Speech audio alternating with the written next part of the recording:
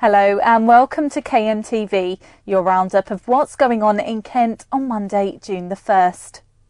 2 men and a woman have been arrested on suspicion of murder after a body was found in Gravesend. Graham Stothard reports. So police were called to a property just before 8 o'clock on Clarence Row last night where the body of a man in his 20s was found. Shortly afterwards, 3 people were arrested in nearby Windmill Street, 2 men aged 23 and a woman aged 29. Police have confirmed that the victim knew his alleged killers and they're currently being held on suspicion of murder. This is Graham Stothard for KMTV in Gravesend. 2 women in their 70s, believed to be sisters, have been taken to hospital in a serious condition following a suspected stabbing at a house in Faversham. Police were called just before 5 yesterday afternoon to a property along Fostal Road, which is owned by one of the pair. A 29-year-old man from Sittingbourne who was known to them has been arrested by police and remains in custody. New figures have revealed that 1 in 3 Kent drivers under 35 are still using their mobile phones while on the road. Jem Collins has more. It's an all too familiar scene for many. Your phone buzzes whilst driving with a text, call or app. But do you pick it up? Well, according to new figures, 33% of drivers under 35 in the county have used their phone while behind the wheel before, and that's 21% of drivers overall.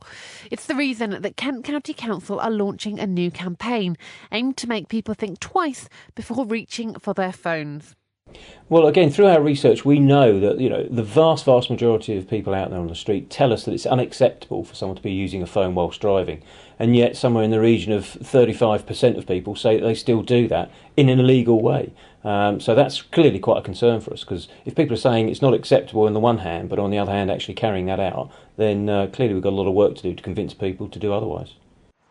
But what do the people of Kent think about the idea of using their phones while on the roads? No, not at all. I wouldn't do it at all. Well, it is dangerous, yeah. And,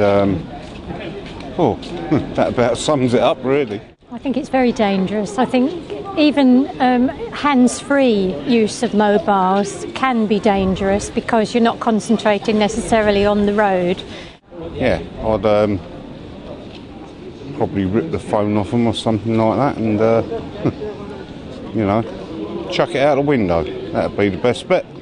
While it seems like these people at least are on board with the message, Kent County Council will be continuing their campaign until all of the county thinks the same. This is Jem Collins for KMTV.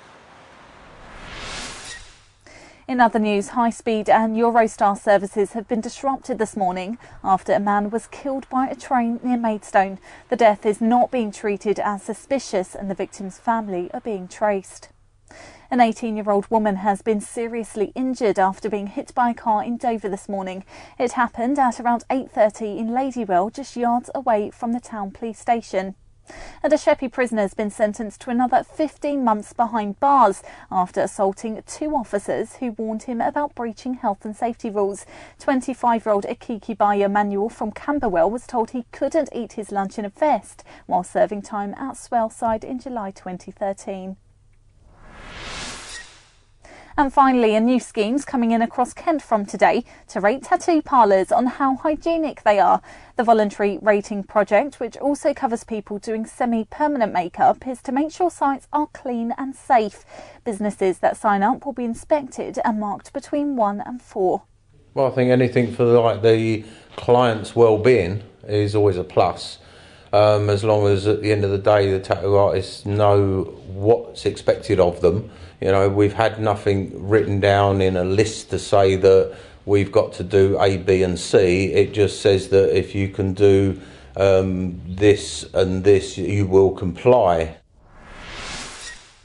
There's more local news on KMFM and you can follow us on Twitter and Facebook. But that's it from KMTV.